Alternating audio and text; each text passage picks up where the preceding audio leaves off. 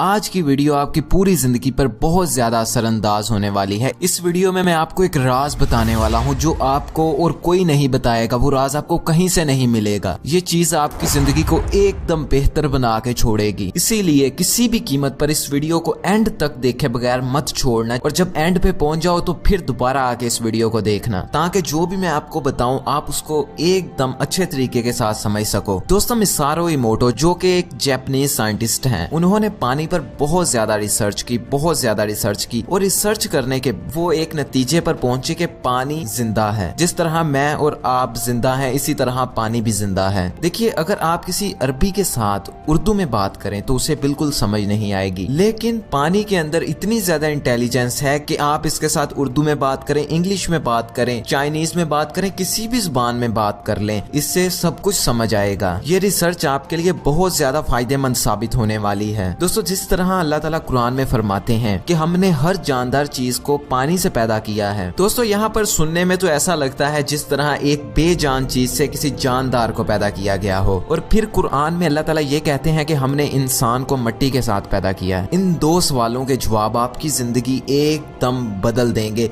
ये इसी तरह है जिस तरह आप किसी मोबाइल में गेम को हैक करके खेलते हैं, उसमें कॉइन्स को ज्यादा कर लेते हैं। इसी तरह आपकी जिंदगी के ये कुछ हैक्स साबित होंगे जो कि आपकी बहुत ज्यादा मदद करेंगे। पानी पर हुई तहकीकात और उसके नताइज आपको इस वीडियो में मैं बताऊंगा, और मिट्टी किस तरह जिंदा है, किस तरह सुन सकती है, और मेन चीज कि इससे आपको क्या फायदा होगा, ये आपको मैं अगली वीडियो में बताने वाला हूँ। दोस्तों, डॉक्टर मिसारो इमोटो जिन्होंने अपनी जिंदगी में सिर्फ और सिर्फ पानी पर रिसर्च की और पानी के बारे में बहुत ज्यादा किताबें भी लिखी। दोस्तों, उन्होंने एक ग्लास में पानी लिया और उस पानी को माइक्रोस्कोप के नीचे चेक किया तो उसके अंदर कुछ नॉर्मल से क्रिस्टल्स बन रहे थे। तो उसके बाद उन्होंने पानी को अच्छी बातें कहना शुरू कर दी, जिस तरह प्यार, मोहब्बत, थैंक यू, शुक्रिया, इस तरह की बातें कहना शुरू कर दी। तो उन्होंने देखा पानी के क्रिस्टल्स बदल रहे हैं और भी ज्यादा खूबसूरत बन रहे हैं। वो जिस हद तक पानी को अच्छी बातें कह रहे हैं, पानी के क्रिस्टल्स और भी ज्यादा खूबसूरत होते जा रहे हैं। तो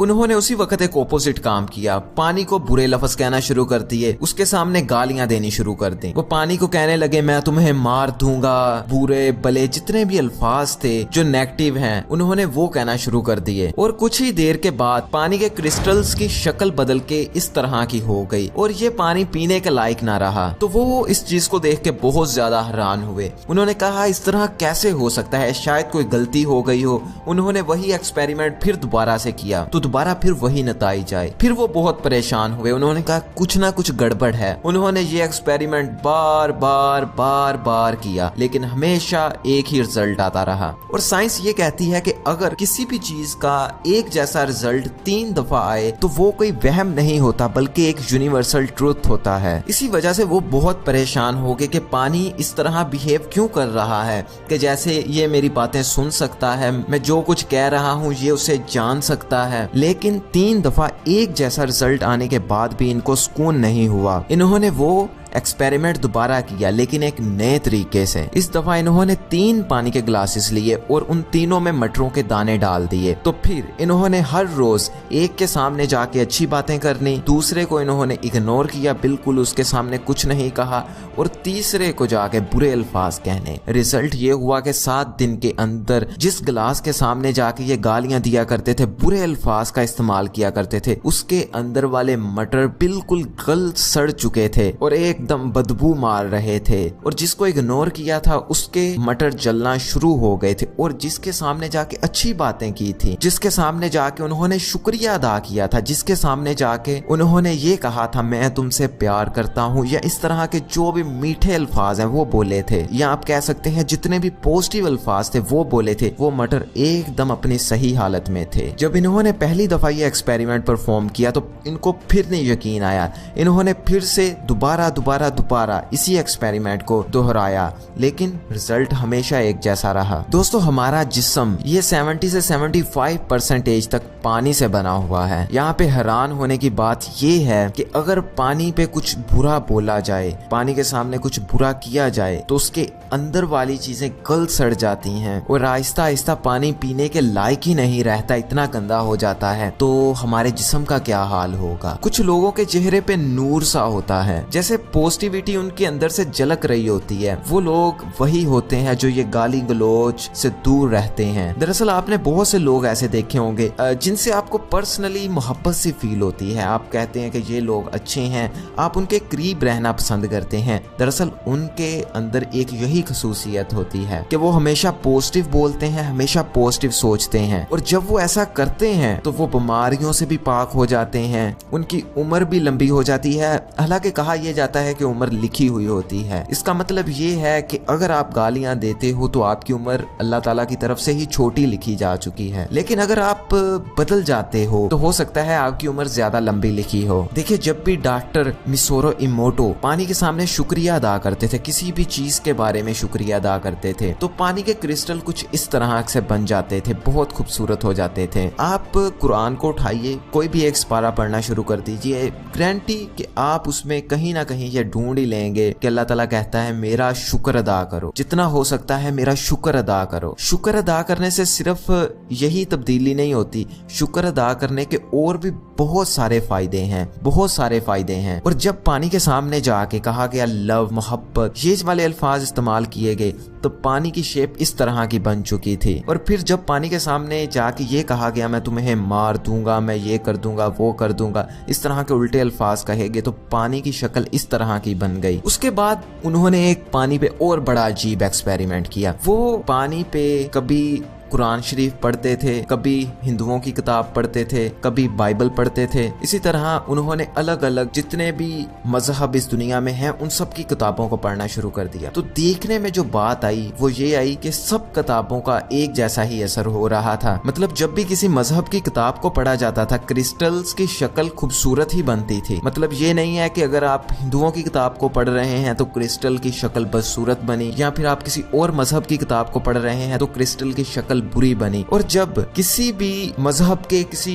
नेगेटिव किरदार के बारे में बात की गई, जिस तरह इस्लाम में इब्लीस है, दूसरे मजाहिब में भी इसी तरह अलग अलग लोग हैं, तो पानी के क्रिस्टल हमेशा ही बुरे बने। देखिए, आजकल तो ट्रेंड बन गया है गालियां देने का, ये सारा कुछ करने का, बुरा भला कहने का। वो लोग ज्यादा देर जिएंगे नहीं, उनके अंदर से रूहानियत और उनका सुकून साइंटिफिकली चला जाएगा, क्योंकि अब तो ये बात एक्सपेरिमेंट के जरिए साबित हुई है कि वो सुकून में कभी रह ही नहीं सकते। मैं आपको एक चीज बताता हूँ, आप सुबह को उठिए, सुबह उठते सार ही YouTube को खोलिए और कोई गालियां देने वाली वीडियो सुन लीजिए, क्योंकि आजकल YouTube भरी पड़ी है जिसमें आपको वीडियो के अंदर गालियां ही गालियां मिलेंगी। आप उसे सुन लीजिए, हफ्ता इसी तरह सुनते रहिए, आपकी जिंदगी तबाही की तरफ जाना शुरू हो जाएगी। आपके अंदर से एनर्जी बिल्कुल खत्म होना शुरू हो जाएगी, आप एकदम मरियल से इंसान महसूस करना शुरू हो जाओगे। किसी को बद्दुआ देने से उसे नहीं लगेगी, सबसे पहले तो वो आपको लगेगी। किसी को बुरा भला कहने से उसका बुरा होगा ही नहीं,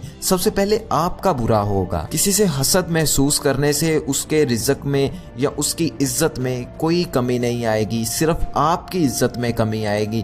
किसी की ना शुक्री करने में या अल्लाह ताला की ना शुक्री करने में अल्लाह ताला को कोई फर्क नहीं पड़ेगा, सारा का सारा फर्क आप ही को पड़ेगा। किसी से नफरत करने से उसका कुछ नहीं जाएगा, नफरत आपके अंदर हो रही है, आप ही बर्बाद होगे। दूसरों की मदद करने से दूसरों की मदद होगी नहीं, आपकी मदद होगी।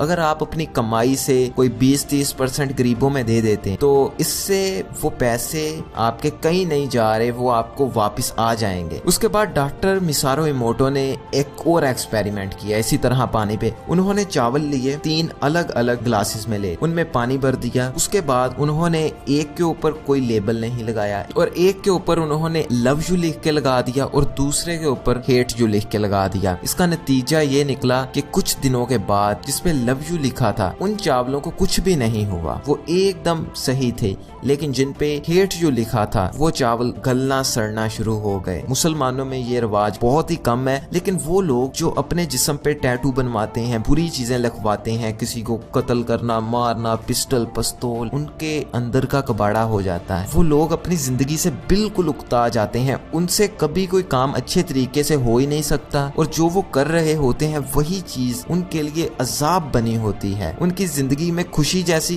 कोई चीज होती ही नहीं है, बिल्कुल दूर दूर तक आपको उनकी जिंदगी में कोई अच्छा काम मिलेगा ही नहीं, खुशी वाली चीज मिलेगी नहीं। आपको शायद महसूस हो कि ये खुश हैं, ये इस तरह, अंदर उनका बिल्कुल वरान एक कब्रिस्तान की तरह होता है। आप पर्सनली उन शर्ट्स को भी ना पहनना करें जिन पे बहुत बुरी चीजें बनी हो, कुछ पिस्टल पिस्तौल खून इस तरह की चीजें, उनको अवॉइड किया करें। सादा लिबास बहुत जबरदस्त है, आप उसको डालें। हाँ ठीक है, पैंट शर्ट बाकी सारा कुछ दौर के साथ चलना है जो भी है, लेकिन ओवर जो है वो आपके लिए बुरा ही साबित होगा। उसके बाद डॉक्टर साहब ने फिर एक्सपेरिमेंट बंद नहीं किए। इस दफा ये अलग अलग म्यूजिक ले आए उसके सामने, उसको ला के अलग-अलग म्यूजिक सुनाना शुरू कर। इन्होंने जब म्यूजिक सुनाया, पानी को ये जो रैप शैप होते हैं उनमें बुराई गंदगी सारा कुछ भरा होता है, वो सुनाए तो पानी फिर से बुरी तरीन हालत में चला गया। उसके क्रिस्टल एकदम बेकार और डरावने से बने। उसके बाद उन्होंने एक रिलैक्सिंग सा म्यूजिक ले आए जिसमें कुछ मोहब्बत प्यार का मैसेज हो, वो वाला ले आए तो पानी के क्रिस्टल बिल्कुल ठीक हो गए।